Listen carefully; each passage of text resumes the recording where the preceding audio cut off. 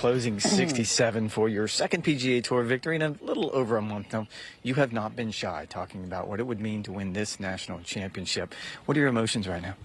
It's unbelievable. I don't know whether to cry or laugh, to be honest with you. I'm just trying to enjoy it. I mean, I'm hearing the national anthem going off in the background right now, and this is the one I wanted, this is the one I got, and it's just, we're going to celebrate. We thought we celebrated hard in Canada, me, my dad and Shannon, but I think tonight's going to be wild. Now I want to go back to the 16th hole. Can you talk us through the drop and then how you played the hole the rest of the way? Yeah, obviously, look, every time I seemed to miss a fairway, I felt like I was getting bad breaks. I was in the thickest of stuff. I looked at it and went, oh, well, this is just a hack out. And I took 2 steps back, or, well, a step back to take a practice swing. And I've got metal studs on the front 3, only 3 metal studs on my foot. And I just heard clunk, clunk when I kind of shimmy, and I couldn't believe it. I was like, because the grass was over the top of it until my toe went in on top. It wasn't until I noticed the sprinkler, and then sure enough, when I got over the ball, my heel was on it, but they're soft spikes, so I wasn't feeling it. Mark came over, and it was just a gift to me. It was something that it was meant to happen. Last year it got taken from me, and this year I got a gift, and I can't believe it happened. Fast forward to 18. You've dreamt about making that putt on the 72nd hole a lot of times. What was it like in reality?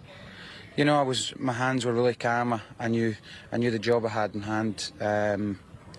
Downhill, double breaker. I had double breakers all day, so I just had to trust myself and trust my feet and my eyes once I got down behind it. And I just kept saying to myself, this is what you dreamed of as a kid. This is the one you wanted, and just do it. And I mean, it was just, I thought it was short, but it wasn't.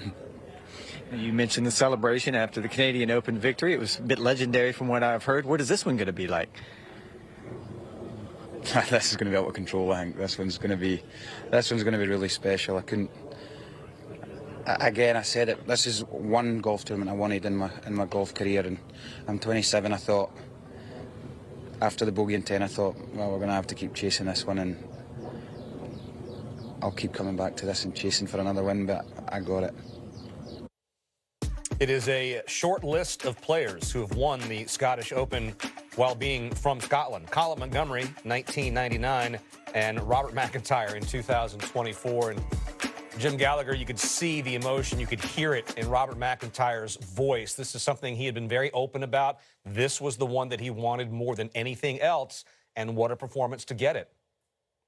It sure was. And you remember through the 10th hole, he's 3 or 4 back, doesn't look like he has a chance. He wasn't on my dance card by any means by the way he was playing. He only hit 50% of his fairways. But, you know, I thought when his dad was on the bag at the Canadian Open and he won there, that was special. And you mentioned, and he said, this is the one he wanted the most. And he finished second last year, went on to win. Ian Wisdom did the same thing back in 1990. It just doesn't happen very often at this event when you come in there and you finish second and come back to win the next year. But it's such an impressive finish, and just the way he handled himself. He's kind of stayed in the moment. He mentioned there, I don't get many get many good breaks. I get a lot of bad breaks today. But the biggest break he got was on the par 5. We'll take a look at this. This is where he's taking the practice swing right here. And look how thick this is. This shot's just going to be one where he's just going to have to go out. But here, he's walking, and he feels it. He mentioned he has the metal spikes. He felt the sprinkler head. Talking with the official there, I felt the sprinkler head. I did not know it was there. You don't see sprinkler heads in Scotland in the rough very often.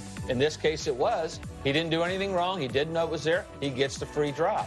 Now look at this lie. Compared to the chip out lie he was going to have, he's got this lie here where he's got a 7-iron, this from 247 yards. It's a little bit of a jumper. He's just trying to get it up there as close as he can to the green. He cannot see it, totally blind. He's going to know by this reaction right here how good a shot this was. And it's so impressive. I know he mentioned I didn't get that many good breaks. If that's not the break he's had in his career, that's the biggest one he has. But when you think of a young man here, now you've got this putt. He's dreamed about making a putt like this to win the Scottish Open, and he does it. And he said he thought he left it a little bit short, but that ball was right in the middle of the hole. Everybody's excited. Look at that young man. They are so fired up for this guy to get this win at home, and there's nothing better. And he's winning his National Open. Now, I've won close to home, and it's very special to do that. to win your National Open, something that only 2 guys from Scotland has ever done. It's such a special moment. Second win, and he mentioned, I learned a lot at Myrtle Beach when I didn't get it done. And they talk about the celebration. Well, the celebration after the Ryder Cup is pretty big and special. This one might get a little out of hand. You're right.